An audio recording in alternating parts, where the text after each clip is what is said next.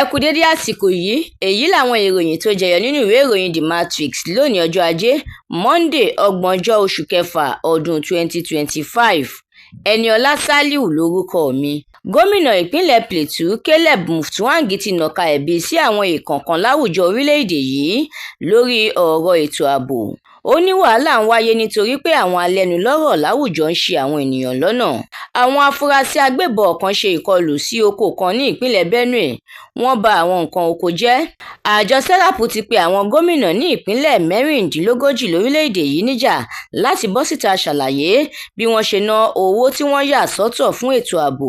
Wọ́n rọ àjọ EFCC àti ICPC láti darapọ̀ kí wọ́n sì ṣiṣẹ́ pọ̀ láti ṣe ìwádìí.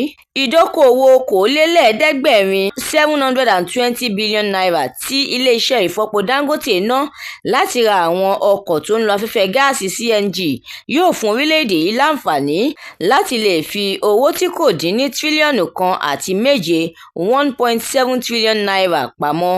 Ilé-iṣẹ́ ààrẹ, ẹgbẹ́ àwọn alágbàtà epo IPMAN àtàwọn òǹwòye lágbọn epo rọ̀bì gbóṣùbà káre fún iléeṣẹ́ Dangote fún ìgbésẹ̀ akin yìí. Wàhálà inú ẹgbẹ́ òṣèlú PDP tún fọná sójú pẹ̀lú bí ìgbìmọ̀ aṣiṣẹ́kiri ẹgbẹ́ ọ̀hún ṣe tako Damagum. Wọ́n ní dandan ìpàdé ìgbìmọ̀ aláṣẹ ẹgbẹ́ náà gbọ́dọ̀ wáyé lónìí. Ààrẹ Tinubu àti Philip Pierre ṣe ìpàdé láti so okùn àjọṣepọ̀ tó gúnmọ́ láàrin orílẹ̀-èdè wa Nàìjíríà àti orílẹ̀-èdè St. Lucia lè dáadáa.